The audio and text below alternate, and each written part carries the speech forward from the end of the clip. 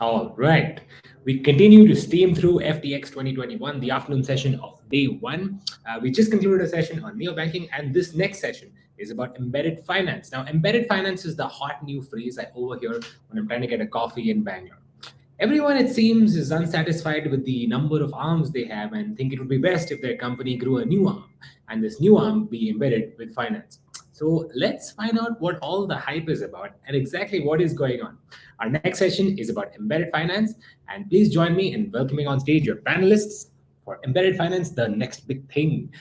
We have Lizzie Chapman, the founder of Zest Money, Krishna Vishwanathan, the CEO of Kisht, Sonal Kapoor, the director of financial services for Flipkart, Rajan Bajaj, founder and CEO of Slice, Rakesh Bhatt, the CEO of FinServe Markets, Ayush Bansal, the senior director of strategy for Razorpay. Thank you guys so much for joining us today, and I'll take it over to you. Thank you so much.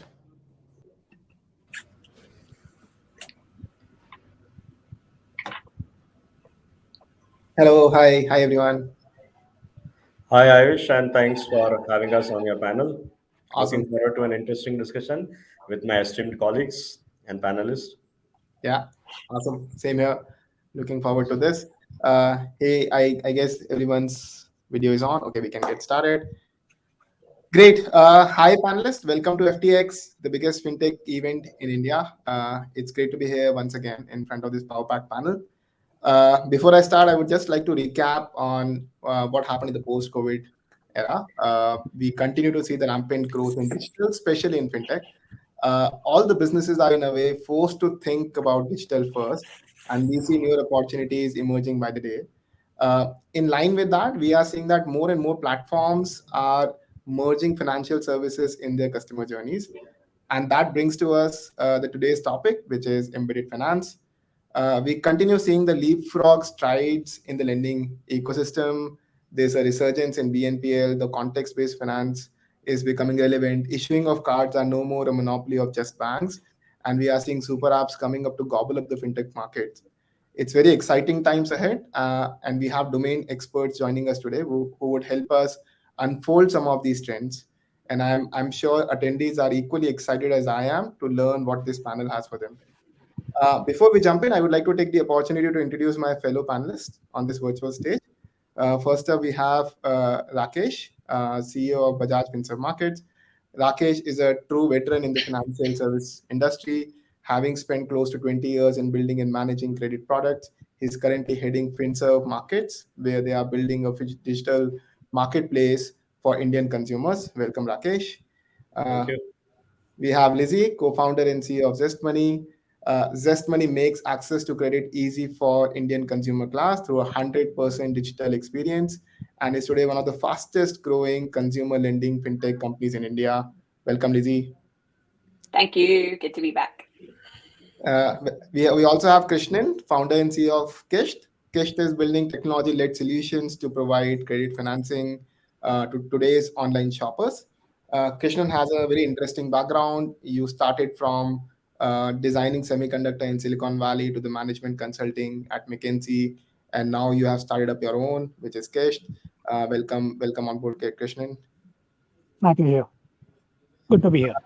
Last but not least, we have Sonal. She is the director of financial services at Flipkart and is building the lending and insurance vertical. The fact that e-commerce giants like Flipkart are building financial services vertical epitomizes our today's topic of embedded finance. Welcome, Sonal. We'll have some interesting questions for you. Thank you. Really looking forward to those questions. Excited to be here. Awesome. Great. So before we start, I would like to begin with the title of Brett King's 2018 book, which said Bank 4.0, Banking Everywhere, Never at the Bank. Right? And embedded finance, if manifests the way the Brett describes in his book, can really change the way we think about finance and banking. But first, we need to understand what this word exactly is. What exactly is embedded finance? Lizzie, I would like to start with you. Talking specifically about the role of embedded finance in the credit industry, I remember you spoke about contextual credit during FTX 2020. Do you want to unpack this term for our audience here? What exactly is embedded finance and what are some of the use cases we have seen around? Yes, I would love to. Thank you. Thank you. I'm going to take credit for that contextual credit introduction 2 years ago.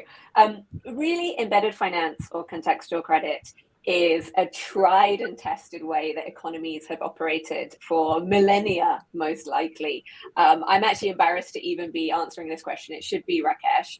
Bajaj, one of the absolute pioneers and original brands to formalize the concept of embedded finance. I think what's really important to understand when you look at what is embedded finance, what is contextual credit, is why does it need to exist in the first place, right? Why did we invent a way of delivering credit that would link into existing supply chains and consumer behavior? Two main reasons. One is that customers prefer it, right? So it sounds like a cliche, but no one wakes up in the morning and dreams of having a home loan, right? They dream of buying a house, and a home loan is a factor in that house purchase. Similarly, nobody dreams of opening a new credit limit or EMI account, right? We want to own a beautiful product, and an EMI is a great way to facilitate that. So embedded finance really works for the customer because it doesn't lead them down a different process, a different path of user journey. It basically keeps them in their original intent, which was a transaction, and enables that with credit.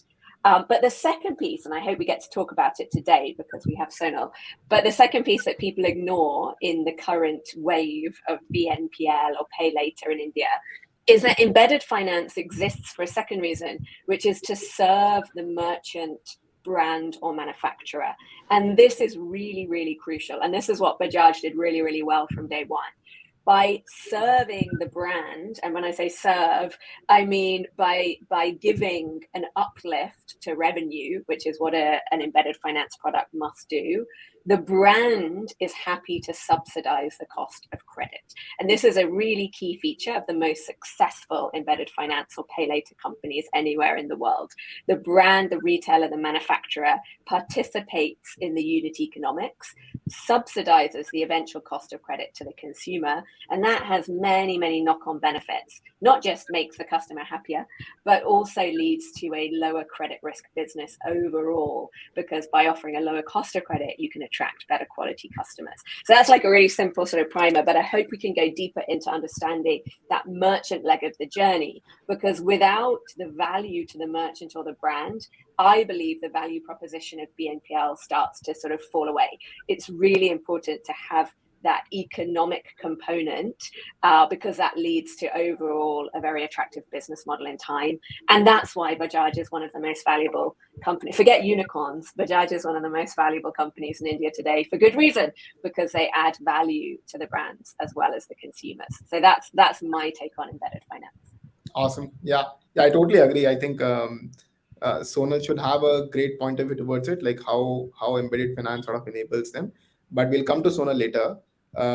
Like you mentioned, I think we should hear from the stalwarts as well. I'll go to you, Rakesh. And there's no one better than you who would understand lending and contextual credit. And you have been doing this successfully for years in the point of sale world. And now you're making big strides in the digital world. So, like, can you help us understand how do you see this embedded finance journey evolving? Okay, firstly, thank you, Lizzie. I never heard good words from new kids on the block about incumbents like us. Okay, so thanks. I think my colleagues at Bajaj Finserv will really love it. So thank you very much. Coming back to Lizzie talked about Millennial. Okay, it's been there for many years, and I would like to put it exactly in some context. I was in a company, consumer finance company, way back in the 90s, 1995, 96. Okay, somebody will go to Vasant's might be at Bangalore, wanting to have a television or refrigerator to get finance. While used to come to our office, after 3 or 4 days, he will come to know whether he'll get finance or not. So a lot of us, G friends, got together at Bajaj, Finance, to put it in right context, in 2007 and 8, and there were a lot of learnings and drawbacks of what we had done in our career, and then we said that we have to go to the point of sale, and that's what we started in 2007 and 8. So 25 years back, 1995, then 14 to 15 years back, 2007 or 8, we directly went to the point of sale. Now that's where Lizzie is correctly right. It is embedded finance, delivers a value, if it is a B2B2C between multiple partners. One is, okay, whose store you are in. The retailer. Retailer is the king. The customer belongs to the retailer. Second, he or she is going to purchase a brand. Might be an LG or a Sony or anybody brand. So the brand gets involved. Okay. And then the last people, okay, are we as financiers. So in those days, okay, the embedded finance word was not there. Okay, BNPL was not there. Okay, we created our own okay, BNPL product. Okay, and we call it the in-store, okay, financing option. We were very careful not to destroy customer experience, because the customer has already selected his product, is going to the billing counter, pay by cash or by credit. Hello, Bajaj Finance is there. Okay, we will take 3 minutes to process a loan for you, approve or reject, and you will have to give your KYC. Are you interested? Why he's interested? Because voila, it is 0%. So it is better for the customer. Okay, second thing is helped in increasing the value of the product. Okay, I'm buying a television for 25,000 because of the zero-based installment. Okay, I will buy a 40,000. So that's the second value we added, which was to the retailer. And third is we were having the SKU or the metal mood for the brand. And that's where, okay, the in-store concept. And then let me fast forward it. We tied up with e-com players. Okay, one of them is already there in the panel. Okay, and we launch our own, okay, e-store e-commerce portal, which we now call it as the online store. Okay, which is basically we are a very miniature version of a Flipkart on Amazon, but we love our customers, our 6 crore customers who are there. Okay, as well as, okay, the vast merchant franchisee what we have and our brand types which are there. Okay, we have set up 180,000 SKUs. Okay, our customers come there, and that's where the true experience of do it yourself by the customer, right? The retailer is not there. The customer is deciding on his own. The financing option is available. Of course, if I extend the concept, it is embedded finance and embedded protection also. Okay, so the embedded word, we can elaborate on it as we go along. So now it's a digital world. Customer is doing on his own. Are we delivering the experience? Okay, is he having the right choice? Okay, final leg, which all of us should not forget. Okay, in this B2B2C kind of a business model for businesses like us, okay, is the fulfillment of the whole transaction. We are just one part of the whole transaction. Ultimately, 360-degree, the transaction has to get fulfilled. The product has to get delivered. Okay, the product is defective, he might return. Do you know how to reverse it back? So there are a host of things which is involved in embedded finance and embedded insurance. And let me hear from the panel on their views about it. So this is just our background. And we incumbents are given to give the run for the money. Okay, for the brilliant, okay, innovative, okay, initiatives, okay, by the new age entities, okay, like, okay, our panelists are leading, okay, today. So happy to hear from them. Awesome, Rakesh. Great to know like how this journey has evolved, and of course, without using the BNPL word, you were already doing this for all these years, and the BNPL is quite popular word now. But I would want to get one more view from just like Rakesh mentioned about these new innovators. So Krishnan, if I can get you to talk about how do you see these? You have a bunch of products in this space. How do you see this integration of such services at checkout? Do you feel that this is going to be a game changer in the consumer lending space, or consumers still would be going back to a traditional lending products as they have been used to? Okay, first of all, I think Lizzie and Rakesh both spot on. To answer your question, Ayush, there is no going back. There is absolutely no going back. I think context-based financing, context-based credit is here to stay, and it is only going to grow. And I think the reasons are very, very obvious, right? Any context-based credit, as apart from, the contrast is, of course, direct cash credit, right? There are lower risks involved. There is greater experience involved. And fundamentally, if I were to go back to what Lizzie said, the final product that the customer is seeking is not credit. It is another service or a product, and credit is just an enabler. So to be there at that point in time when the core need is being served is the role of the credit.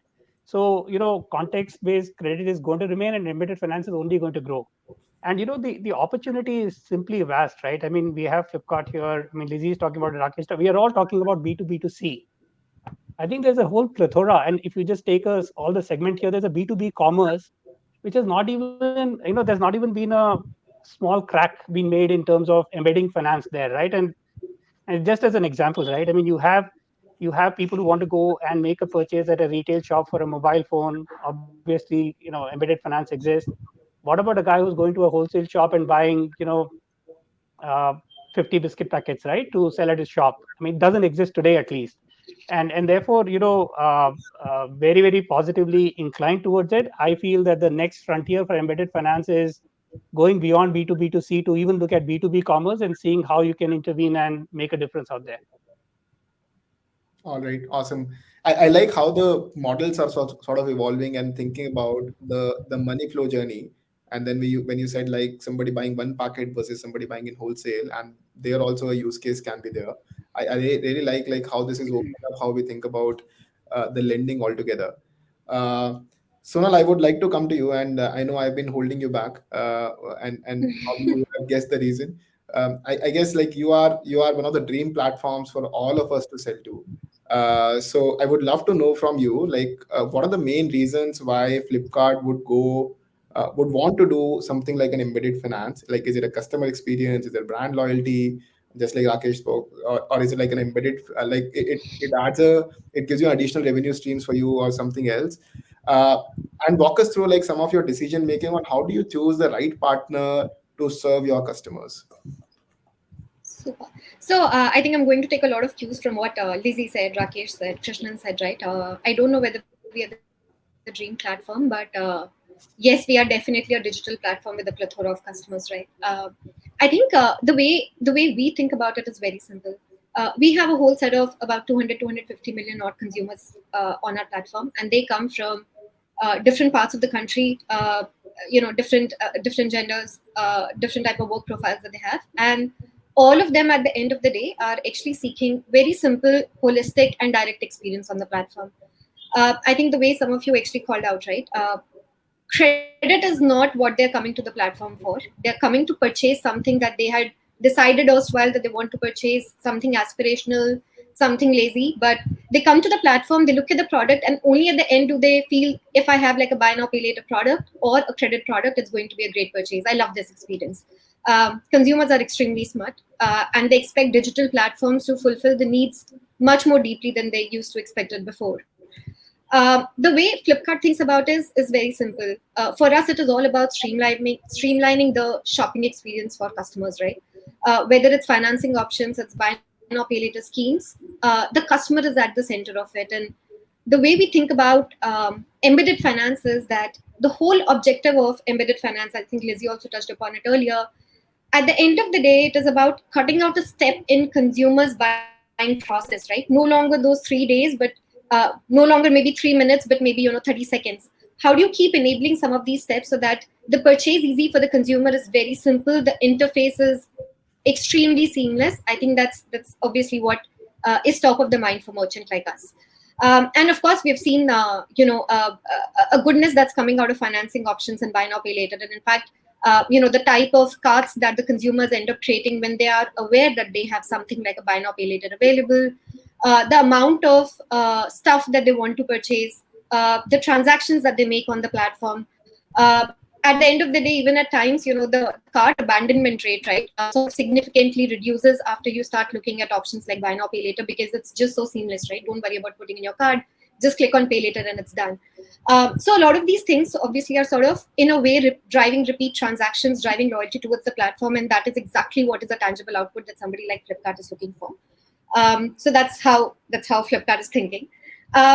In terms of partners, I think, in at least my mind, the way I think about it is that there are 3 core pillars for any embedded finance program, right? And maybe it's not just embedded finance, but like Rakesh called out, there is something which is much more beyond lending, right? There is protection and there are many more things. But the 3 core pillars are definitely an increased access, improved customer experience, and ability to do customized offerings, right?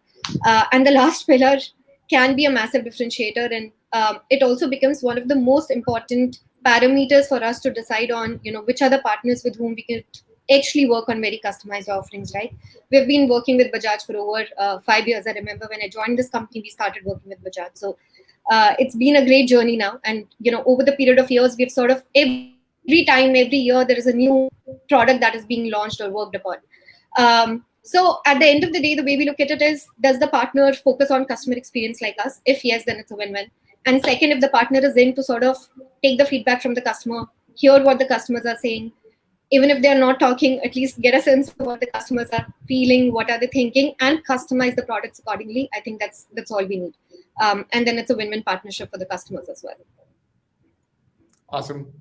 Very interesting point of views, and I like the point that Sonal you made, that like giving the three pillars that you're looking at: the access, the customer experience, and the customizable offerings.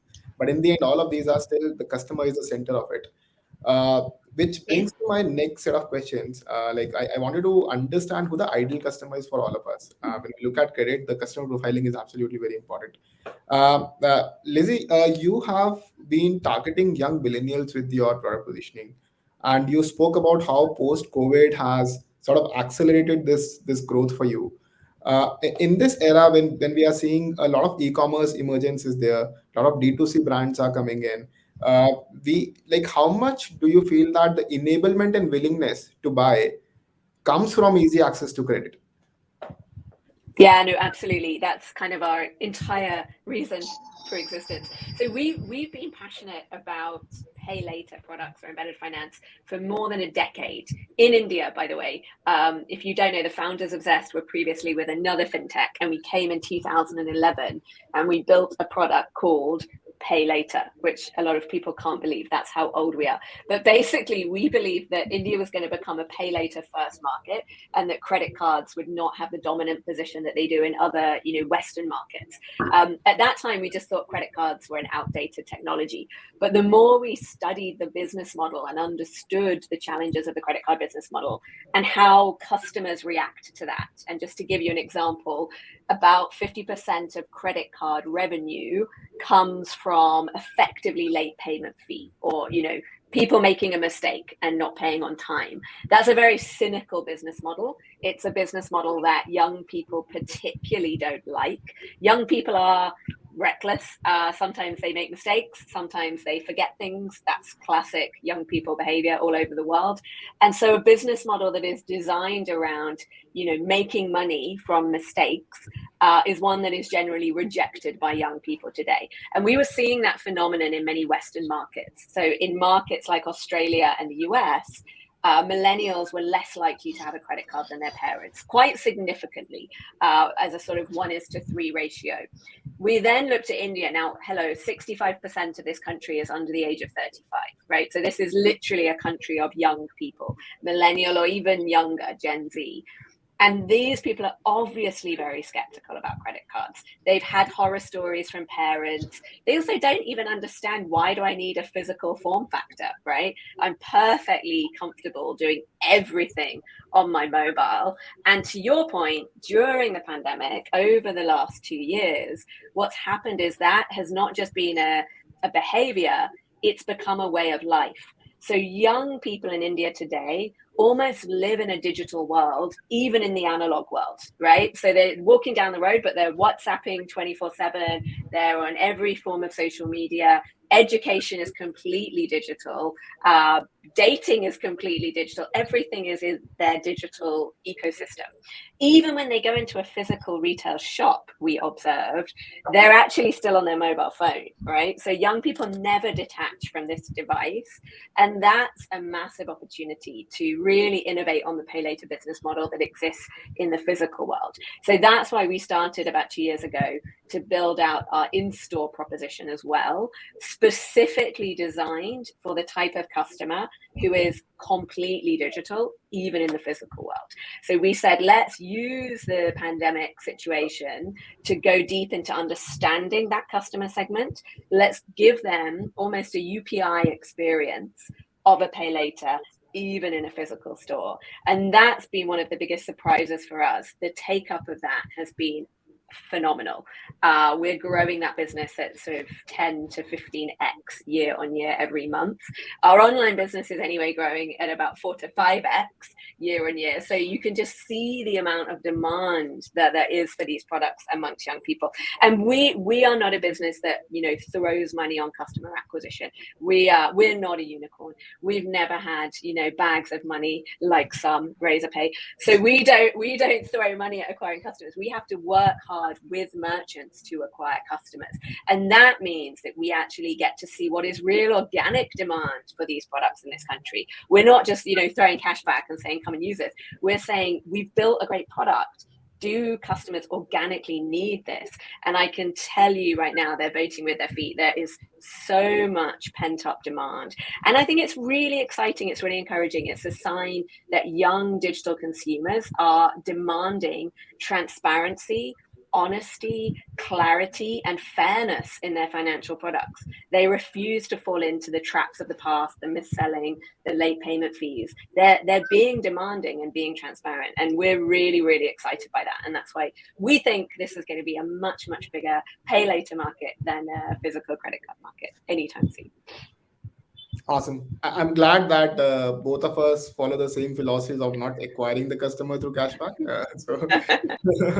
Because that's a very bad retention hook. But coming to you, Rakesh, Lizzie spoke about like how they are also looking at the in-store payments as the next growth for themselves, and you have been veterans doing that.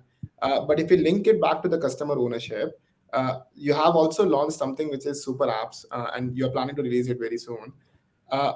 Is that linked in some sense to like own the customer's journey and like be able to define what you do, what you upsell to them, or what kind of products you give to them? Is that linked to this customer ownership, the super apps journey? Interesting. So you see, a new word gets created called BNPL, might be a decade back. Now suddenly you get up in the morning and you read the newspaper. Everybody wants to create a super app. Okay, some people say the concept failed in the West. The concept did wonderful in China. Let's take a step back and me and my panelist, we can debate about it. Let's create a definition of super app in context of the Indian market, in context of the Indian customer and the Indian consumer. You see, culturally we are a different society, right? Let's draw an analogy. Okay, would I prefer to go to a supermarket wherein there is n number of choice which is available? Okay, or would I prefer to go to my local kirana store? Okay, wherein there is convenience as well as I trust him or her. Okay, in context of financial services, should I go to a big bank which is more stable, or should I go to a small NBFC which is niche and specialized and gives me highly customized and dedicated service, right? This, if you bring all these things together, okay, then I'll say that my own curated definition of a super app in Indian context, okay, will be an ecosystem, okay, of any kind of a product, okay, which might be, okay, for a daily use, okay, or a weekly need, okay, high frequency, okay, low ticket size, okay, in terms of a purchase, or a complex product, long term, okay, and not easy to fulfill, and which might require a regulatory intervention or a regulatory boundary line which will be drawn along with that. So it is a bit easier said than done, okay, when you bring along all these things together, right from a purchase of an electronic good or a consumer durable or a clothing, okay, or an apparel, okay, to booking a travel ticket, okay, to an entertainment ticket, to buying a loan or an insurance or a credit card or an investment product. Okay, if you bring all these things together, the analysts in India, okay, started saying that this is the concept of a super app. Now all conglomerates want to do it. First, we need to figure out, okay, that what does our customer want? Does he want, okay, the supermarket, okay, or the super app kind of an ecosystem play? That's point number one. Okay, second thing is, will you be able to deliver choice, okay, to the consumer if you're calling it as a super app? Second thing is, will you be able to deliver the convenience? Third thing is, will he trust you in terms of fulfillment of the whole transaction, okay, so that to ensure that there is an end-to-end, okay, purchase experience which meets all of his needs. Somebody might just term it as, customer experience kind of thing. So what we are doing at Bajaj Finserv, and we started testing it nearly 4 years back, okay, the so-called quote unquote, okay, our platform basically, okay, gets approximately 25 million, okay, people come to our platform. Okay, we have got 100 plus financial services product, might be 500 variants across loans, cards, insurance, investment, okay, and payments. Okay, we got so-called e-commerce platform, 180,000 SKU, 30,000 merchants. Okay, along electronics, consumer durable, okay, mattresses, you name it, that kind of stuff. A miniature, Flipkart or Amazon. You would like to get into travel, a lab, Make My Trip. We'd like to get into, okay, some other value-added services which are there. The point is, okay, our customer franchisee, okay, is now living in the digital space, wanting to have the choices, okay, of a supermarket rather than going 5 kilometers down the line, wanting to have the convenience and trust of a kirana store which is there in the neighborhood, sitting at home, okay, or might be in his office at 2 o'clock in the night or 12 o'clock in the afternoon, right? That we believe is for us a curated definition, okay, of our super app. So we are obsessed about our customer. We are also obsessed about new people, okay, who want to create relationship with us, and along with our partner ecosystem, right? It's very important. Nobody, one single entity cannot deliver, okay, the whole system. Okay, it is to be, okay, a partnership arrangement. So what we are telling our partners also, rather than having battles between us, let's win the war on customer experience, right? No battles, let's win the war. It's a great opportunity for all of us. Embedded financing, embedded protection, embedded payments, okay, gives all of us an opportunity to collaborate with each other. Everybody, okay, brings his own value addition. The financier brings his own value addition. At the end of the day, okay, credit is a regulated product. Okay, no usurious pricing, charges, fees. Okay, it should not be a surprise. Ultimately, okay, fiscal prudence has to be there in terms of giving money, at not at the cost of experience, right? We need to have our money back. Okay, there are stakeholders, okay, behind the financiers. There are stakeholders behind the insurance companies. There are stakeholders behind, okay, the payments companies, and we are all into the regulated area. So how do we strike a right balance in the digital medium, offering choice, convenience, trust, and no behind the scene, okay, kind of a unregulated play being there. Okay, we can make a super app or the concept of an ecosystem, I would like more to say, okay, become a resounding success in India if all of us work together and deliver for all the citizens of the country a great place, or a great place to purchase any kind of a product. That's what that's what our strategy is, or that's what our trip is, and that's what our dream is. Okay, and that's what the companies who would like to do this will be there around in 2030. This is the decade, okay, wherein the companies will have to decide. There will be successful companies of 2000, 2010. Okay, 2020 is very different. We have seen the first 2 years. Okay, the second year is coming to an end of this decade, right? A lot of things have changed, okay, just in the 700 days which have gone by, okay, in this decade. People need to decide, entities need to decide, okay, because consumer has moved along. He has moved along quite a lot ahead of all of us. We have to catch up with the consumer. Okay, can embedded financing and can all this embedded offering in a brilliant digital ecosystem, okay, and we build something wonderful in this country is what I'll live for, and whatever entities dream for. Brilliant. I really like how you don't look at it as zero sum game. I think it's everyone has to gain something out of it, and that collaboration is what is going to propel us for the next 10 years. So now quickly getting a view from you, just like Rakesh explained about his thought process around the customer, and like how like one single platform with multiple services can really help customer. What is your viewpoint around like the customer in this embedded finance journey, right? Like there are different elements to it. When you talk about it, there's an onboarding journey which has to be created, there's an underwriting journey, there's a servicing journey, and multiple journeys have to be co-created. When you define all that, how do you define the ownership of customer from a Flipkart's point of view? I think ownership is a pretty strong word, in especially in today's zone that we live in. But let me put it like this. I think just going back to what Rakesh also called out, right? Customers are seeking holistic experience, and it could be facilitated by an integrated ecosystem, ecosystem of people, ecosystem of products, financial offerings on a single platform. But they're seeking a holistic experience. I don't think it is easy to say who owns the customer, because I think it's sort of the way the market is evolving. It looks the other way, where the customers are sort of owning everybody right now. But the way I look at it is that who's much more closer to the system on that specific platform. Let me put it like this, right? There is a consumer who comes on a platform, and I'm solely talking about embedded financing programs here, right? Who's come onto the platform looking for a specific product, starts going through the journey, and now wants to finish the journey using a credit product. And when you're using that credit product is when you bring in another partner in between, right? You bring in the lender, you bring in the NBFC, there's an onboarding journey and so on.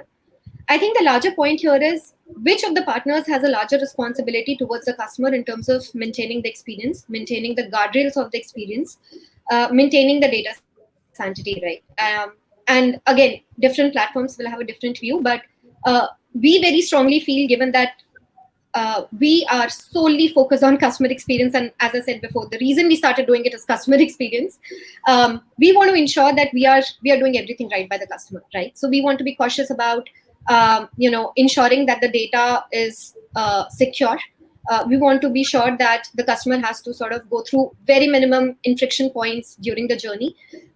And we want to ensure that at the end of the day, the customer at any point in time does not feel battered by the fact that, hey, I was here to purchase product X, but now I'm looking at some other things. What's happening, right? So we don't want to take that as well. Correct. No, interesting viewpoint. I like that. Like when I think your only focus is customer experience, and then as long as the customer experience is ensured that it is delivering the right thing for the customer, those solutions can come along. I really like that view. Krishnan, coming to you, it's right? going to be a world of hybrid synergies. Yeah. Sorry. I was just saying it was going to be a world of hybrid synergies. So yeah, plus one to that. Krishnan, coming to you, right? Whenever we talk about the lending products in any context, right? There's of course one side to it, which is the experience side, like how quickly can you issue the loan and how quickly can you understand the customer and profile the customer. But there's also the other side to it, which is the risk side to it.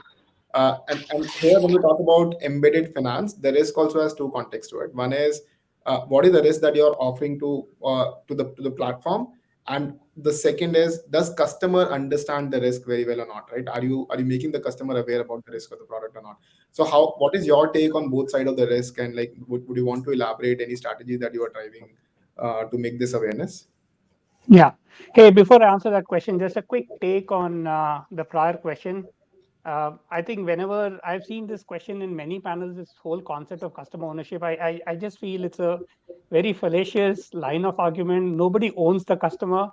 He's an aware person. He will choose what's in his best interest.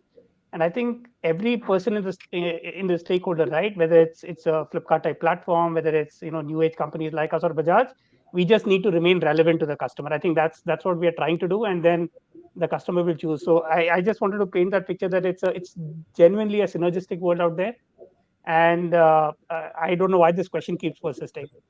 Coming to your question, I think it's inherently when you think about lending, you cannot evade the question of risk. This is where I think embedded finance does have a role to play, that it actually mitigates risk, right? And time in, time out, we've seen we do direct loans, we do context-based finance. The context-based finance does add an element of reducing risk, and it does in many ways, right? Number one is any data points does provide more perspective on the customer, but there's a larger theme that when it's a context-based purchase, there is that underlying need, right? Which then helps you, that loyalty they may have to the platform, and therefore the trust and the convenience that came with it just almost puts a moral compulsion on them to find a way to pay back, right? So there are more data-led reasons as well as experience-led reasons to believe that the risk is actually lower in embedded finance than otherwise. But that said, the reality is that there is an understanding of risk required. Today, when a customer will go to a platform and finds embedded finance solution, that customer may want other products and solution which is not available at that platform, right? But it's the same customer going somewhere else. And that is where I feel that the broader understanding of the risk, that it's not a platform level risk, right? Now we're talking about a consumer or a borrower level risk, is inherently key to for this segment to grow. I think more often than not, on the pretext of simplicity, convenience, instantness, we forget the fact that we are leveraging the consumer, the borrower, and they are naturally, just given the digital nature of it, they are young millennials and very early in their professional journey, and I think we're all aware that there have been dubious practices that have happened in the digital lending era. So this, so I think going beyond just the customer experience part, I think there has to be a concerted effort on this transparency, simplicity, and awareness creation. And this is where I think again it's not. I mean, in an embedded finance context, I think fintechs are actually in the take a back seat, right? The platforms who are the front facing. That role becomes absolutely critical. I think if in the long run, if we have to really become 100x of where we are today and we genuinely have that potential, I think this coming together and creating this customer awareness becomes all the more critical. I think ultimately the most aware customer with the right experience is what everybody requires. Awesome, great. Yeah, good to know that. But at the same time, how do you ensure that in terms of customer awareness, how do you ensure that you don't end up without customer having to understanding the risk completely? You don't end up pushing the lending product to the customer in terms of the impulse need, right? The customer would be on the checkout and then you are giving him a great offering. How do you avoid that? So here is where I think you have to just take a step back, right? Anybody will take credit. I mean, there's a very old term that anybody can distribute money, right? It's the easiest product to sell. Unlike an insurance or a savings or an investment, credit is the easiest product to sell. Yeah. And I think it comes back to, I would say, responsible lending for your ability to say no. I mean, your ability to say that just because you need this product and there is credit available and you want it doesn't mean you get it, right? I think it comes down to responsible lending. I don't think there's a very cute answer to that question, but that and when you have multiple avenues of, I would say, de-risking, whether it's brand partnership, a platform partnership, etc., you often overlook the point that fundamentally this customer should not be leveraged, right? And I think it comes down to the responsibility of ensuring who you make this offer to versus no, right? And that's that's a simple answer. I don't think there's a better answer to that than that. Got it. Yeah, I think a lot more details go into understanding the customer and figuring out who to say no to, right? So that's a good answer. Lizzie, I'll come to you when you talk about this embedded finance as a concept, right? There's of course a revenue angle to it, and a lot more attention has been drawing to around the lending and BNPL in the last few years. But like if we talk about the profitability of this product, and if we look at the counterparts and even in US and other geographies, if you look at Klarna firm, they are driving valuations like anything, but the profitability element is nowhere close, right? So how do you, like, what's your stance around the profitability? How do these products make money over time? I love it. Yes, this is our favorite topic. No, but I think it's something that isn't talked about enough. It's ironic actually that at the moment a lot of people are considering lending as a feature to be the ultimate profitability driver of a different business, when exactly as you say, many of the largest BNPL companies in the world are not yet profitable themselves. However, I do think in India we have an opportunity to design a business model here that is a lot more sensible. And again, oh my God, I sound like I'm literally the Bajaj fan club today, which is quite ironic from 2 years ago. But really, Bajaj did something incredible in this market that we should all be very grateful for. They really put the onus on the financing cost being shared with the brands, right? And the reason this is so important, especially in India, is we are a fast growing consumer economy. There are a lot of brands, both domestic and foreign, coming here with very high hopes of growth, right? Whether it's Apple, who have, I don't know, tiny market share today, but want to become a very dominant player, Samsung, all the big OEMs, whether it's even brands like Zara or IKEA, right? Coming here for growth. How are they going to generate that growth? How will they get more consumers into their target segments, i.e. with having the right spending power? They will be involved in financing and they will be paying the price of that. In any embedded finance, you have to look at the value chain. There is always a lender or a manufacturer who's taking credit risk, as Krishnan talked about, really, really well. There's often a distributor, which could be a fintech platform here, or it could be somebody like Flipkart. And then there's a retailer, and then there's a manufacturer of a product, and then obviously an end consumer. Now, everybody in that value chain has a different sort of role to play and a different value that they're getting from the product. And I would argue that in India today, the manufacturer of the product, the brand, and the retailer is getting a huge amount of value from this product. It's driving revenue for them. And therefore, they should be happy to contribute to the economics and make sure that the risk taker, the ultimate risk taker in the value chain, is getting compensated for that. So for that reason, we do think that these should not be, zero cost or cash burning products. There should be proper risk-based pricing applied to these products. And everybody in the value chain should decide, who pays which component and where. And we've been quite successful in driving that. But again, thanks to the OG Bajaj who led the way, led the trail, and said that this is how the most effective business should work. But we also think that it is the most ethical way to operate a business like this, because again, it comes back to my earlier point that if we don't charge the retailers or make sure that there is proper revenue in the value chain, we will end up in a very cynical situation where you will see very high late payment fees or, usurious type of pricing to the customer, which we think is ultimately, under threat. That's absolutely the wrong way to build this business. These businesses should provide the best possible pricing to the consumer to allow maximum participation from maximum number of consumers. So it's really imperative for everybody in the value chain, to take their piece. But I'm here to say that you can create profitable BNPL businesses. We've done that. Our book is profitable. I'm pretty sure Kisht is as well. And obviously Bajaj is sitting here proudly having invented that. So I think it's a crying shame if people coming into this space target a negative unit economic business model. We don't need any more of them in fintech in India. That's for sure. Awesome. No, thank you for breaking it down for us. I think that value chain understanding is very helpful. One more follow-up question on that, right? When you say that retailers, the manufacturers are making the maximum profit, and that's why the retailers should be sharing some sort of that to the BNPL players or the lending players. But why is that? Like, what is the value that you bring into them? Like, is that a marketing angle to it? Like, is that more more customers to it? That's the whole point. I mean, why did everybody go, gaga over, say, an Afterpay or a Klarna? Why did their valuations get this meteoric rise? Ultimately, they're just doing a classic old-fashioned business, digital lending, albeit in a nicer format.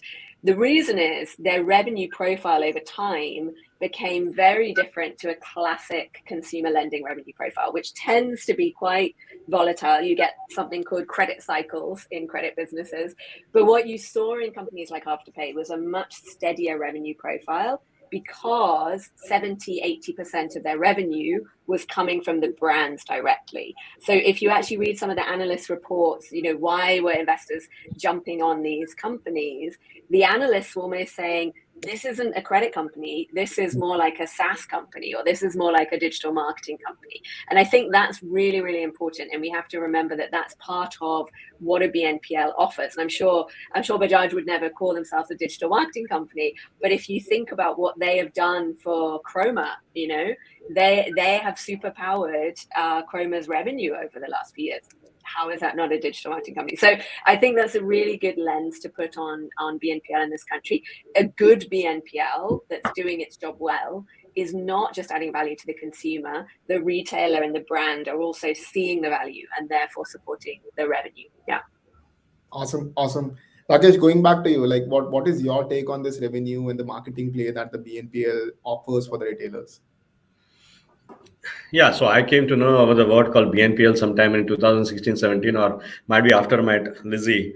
And again, one story from our past. 2016-17, I just heard about a company called Affirm, doing something like this. Max Levin was the founder, and I just wrote to him because I was going to be there in New York. Can I meet you and just understand what you guys are doing?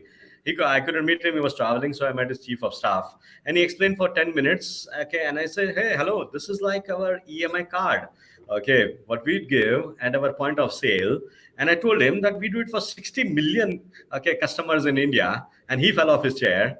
So coming back, in India, we have done so many things, and we means I'm talking of okay, the entities, okay, whom we all work for, and whom our entrepreneur panel also leads, that there is, financing. Okay, I just want to connect the dot, and then I'll go back to embedded financing.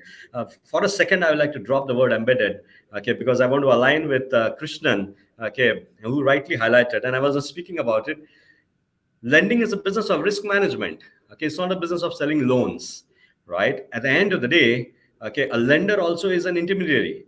Okay, we are borrowing money from somebody. Okay, might be from our own customers if you are depositing NBFC or a bank. Okay, and you are giving it, okay, to customers on the other side, right? So it's a business of risk management. Okay, I'm borrowing, I'm giving money to somebody, and I have to collect it back. Okay, and my ALM should be in place. Okay, and my asset liability mismatches should not happen. Correct. So it's a very serious business. Correct. I cannot give money to each and everybody. Okay, my brand might demand it, my retailer might demand it. Sometimes we have got tough, okay, discussions with, might be a Flipkart or a Tata Chroma, or even with an LG and Sony.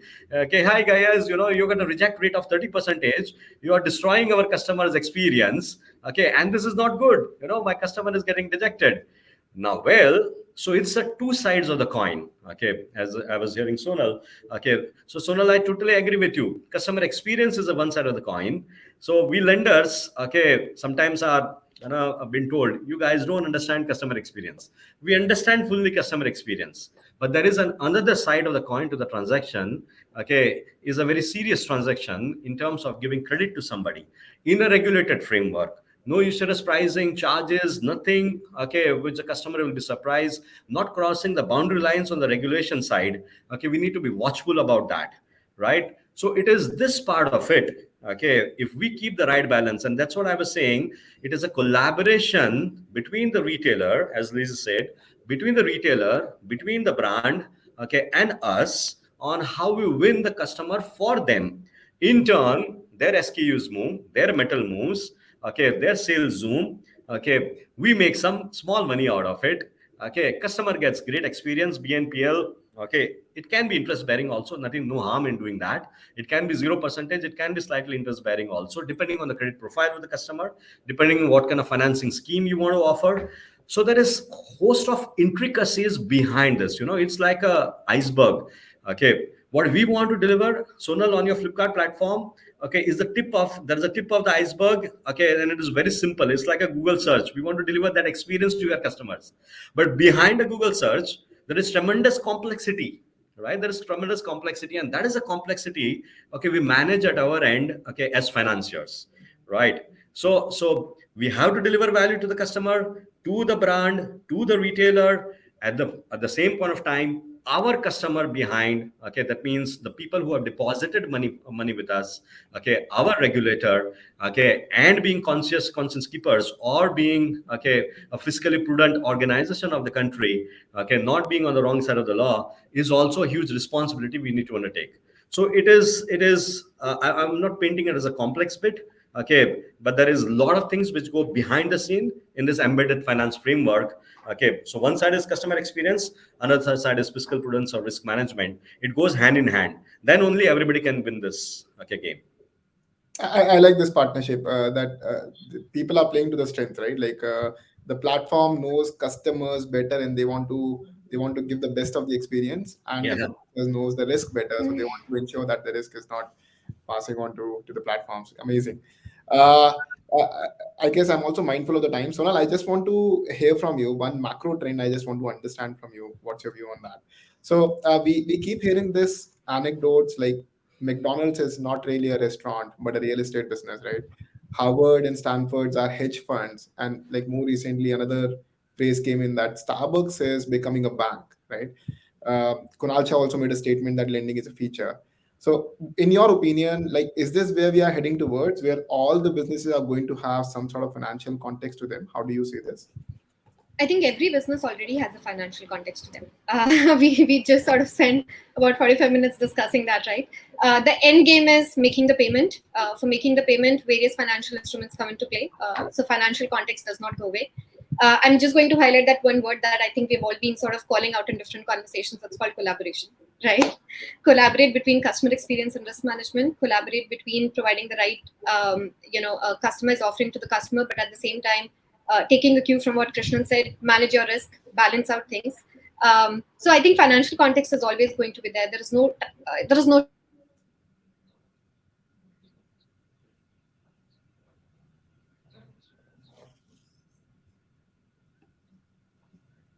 Okay. Yeah, I think there's some issue in Sonal's internet, but yeah, I guess I think we covered that point. This is amazing. I think Sonal made a point very clear that yeah, businesses need to have that financial context, and that's where this collaboration as a word becomes more and more relevant as we go forward. I would just want to go around the room and then just quickly take one last closing thoughts from the group. Like, what are the some of the game changing trends that they are seeing in next 2 to 3 years, or anything around the contextual lending for what is up for the store for the audience here. Maybe we can start with you, Lizzie. Sure. Okay. So next, I think what we're going to see is continued theme that we've seen in the last 2 years, which is one of massively increased awareness, massively increased demand from all of those stakeholders in the value chain. But what I also hope is, as an industry, we also see a maturation, and some of the points that Krishna made are really dear to my heart. What we don't want to see in this country is going down the way of some of the European markets, where the BNPL products got far too ahead of themselves, over leveraged a certain segment of customers, and now we're seeing very oppressive regulatory regime. In India, we actually start from a much better place, where the regulator is very much on the front foot of monitoring the financial system here, and none of us are at that sort of hyper scale of over leverage today, touch wood. So I hope that we can continue on that path, and that means we have to work together as an industry. I hope Bajaj will join us to make sure that we always do the most ethical and customer-centric form of BNPL in this market. Awesome. Rakesh, any quick closing thought from your end? Yeah. So one hot topic and going on, and just very recently in the news, and we got an amazing progressive regulator called Reserve Bank of India, and all of us know there is a working group report which has come out in context of digital lending. Okay, I think it's an amazing thing. Okay, the working group has struck a right balance between how the innovation continues. Okay, on the fintech side, created an amazing definition called loan service providers, what the regulated entities, okay, of RBI also, okay, should be continuing to doing. Okay, and how do, okay, this digital, okay, lending specialist or loan service providers, as I say, okay, come into a so-called self-regulated organization or SRO kind of a framework. Okay, so because you see, we've got a huge talent in this country. Okay, amazing entrepreneurship, right? There are brilliant fintechs in the company. There are amazing incumbents also in this country, correct? But we need to have, okay, method to the madness. There has to be some discipline. Okay, we cannot just go on Twitter, okay, and say that I've created a 2,000 crore loan book at 1% NPA. It doesn't go well, my friend.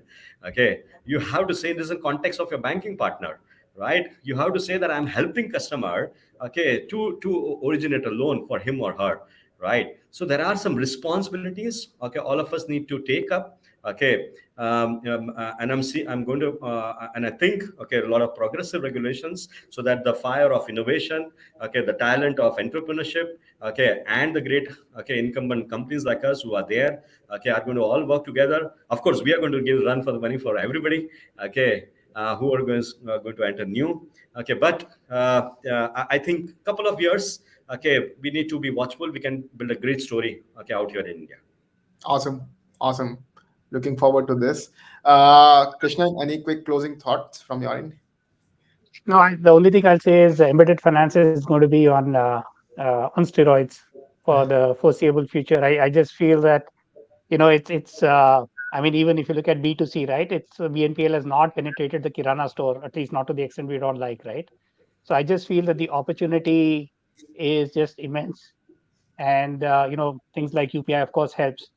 And I just want to be there as this just unfolds, right? As long as we are responsible and with the right framework that the task force says, I think it's going to be a very, very exhilarating journey in the next few years. Awesome. So one last thing, Ayush, I was just thinking, all of us in this journey have built a strong foundation. We built a wonderful, strong wall. Now we are at the stage of building the roof. Let's not do anything while building the roof, and the walls collapse. Right? That's the only takeaway I got. We've got a wonderful story going on here. Embedded finance, great story going on here. Right? Let's create something wonderful. But while building the roof, let's be watchful. Let's be on the right side of the regulation. Let's do the right thing for the customer and our partners and our brand and our retailers and also, of course, our customers. We've got a wonderful story going on here in India. And I wish all of you guys also all the best. I'm really enjoying the anecdotes that Rakesh is sharing. Sonal, quick, I think you're back. Quick 30 seconds summary from your end. Any quick? Yes, sorry about the Wi-Fi. Woes don't end. But no, I think you all said it perfectly right. I think this is we are on the helm of a revolution in this country, right? I'm just looking forward to be a part of it and ensuring that our customers get the best of what they need. Of course, taking a cue from Rakesh again, ensuring that all the balances or checks are in place and the roof does not fall. But that's it. I love the anecdotes in this forum. Amazing. Thank you so much, panelists. This was a great session. I'm sure the audience and attendees would also be feeding on this energy. The key theme that I'm taking away from this is there's a lot of collaboration needed, and there's a lot of scope. And we are still sitting on the day zero of this embedded finance journey. So everyone would want to play to their strengths, and of course, in the end, we want the customer to be the winner. So thank you so much. Thanks once again for sparing your time, contributing to this important discussion. This indeed was an electrifying session for all of us, and I hope to catch up with you guys again soon. Thank you. Thank you, Ayush. Thank you, everyone. Thank you, everyone. Thank you, Ayush. Yeah. Thank you guys so much. That was our panel on embedded finance. I hope as an audience, you can appreciate the wealth of knowledge and experience we have here on display. And I hope if you were wondering what embedded finance was all about, the concept is a little demystified, a little clearer for you this year. I'm also looking forward to next year's FTX conference, which would be on embedded finance. What's the real problem? Now, just to reiterate, we have an experiences center. You can check out many of the new products that have been launched. If you feel like, you can jump on your socials and post about this event with the hashtag FTX 2021 and stand to win a Gulfstream G6 private jet. No, well, something along the lines, something good. You can win something good. Our next panel is called Keeping Up with the Regulations. It's very exciting. We've got some very important, very prestigious panelists with us. So we'll see you in the next session. Give me a minute.